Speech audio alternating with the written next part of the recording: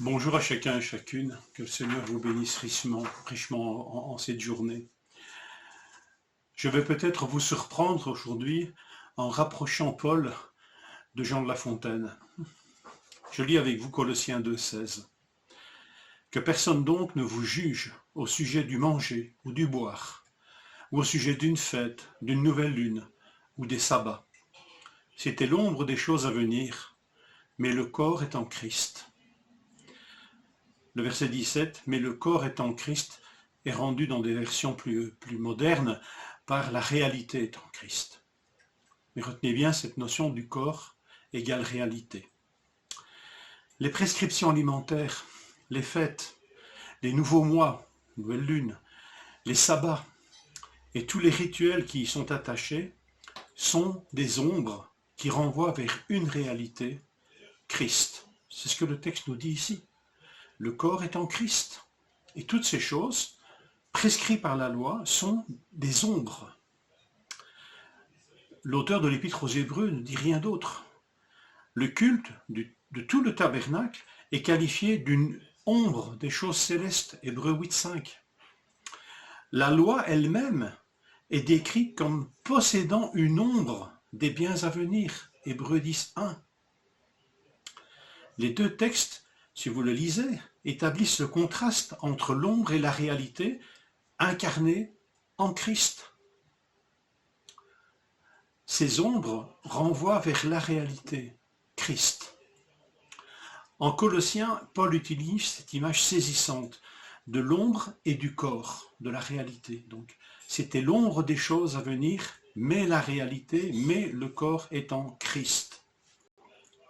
L'ombre est utile si elle nous renvoie au corps dont elle reflète l'image.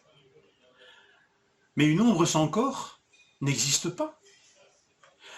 Quand l'ombre reflète mon corps, si mon corps n'était pas là, il n'y aurait pas d'ombre. C'est saisissant comme idée. Alors pourquoi s'attacher à l'ombre et poursuivre l'ombre? L'ombre n'existe pas sans la réalité du corps. Ces ombres n'ont aucun sens, la loi, les prescriptions de la loi, sans sa réalité qui est Christ. Imaginez, c'est révolutionnaire, c'est spectaculaire comme pensée, et c'est du bon sens. Donc sabbat, loi, prescrits alimentaires, sacrifices sont ces ombres qui doivent nous renvoyer vers la réalité, vers le corps, c'est-à-dire vers Christ. Alors elles nous édifient, alors elles peuvent nous être édifiantes. Elles nous renvoient vers la réalité. Mais si ces ombres ne nous renvoient pas vers la réalité de Christ, alors nous courons après des ombres, et des ombres trompeuses. Permettez-moi de vous lire une courte fable de Jean de La Fontaine qui illustre cela. La fable intitulée « Le chien qui lâche sa proie pour l'ombre ». Chacun se trompe ici-bas. On voit courir après l'ombre tant de fous qu'on n'en sait pas la plupart du temps le nombre. Aux chiens dont parle Ésope, il faut les renvoyer.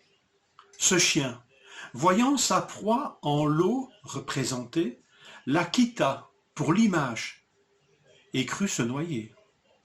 La rivière devint tout à coup agitée. À toute peine, il regagna les bords et n'eut ni l'ombre, ni le corps. Lâcher le corps pour l'ombre, lâcher la réalité pour l'ombre est terriblement dangereux.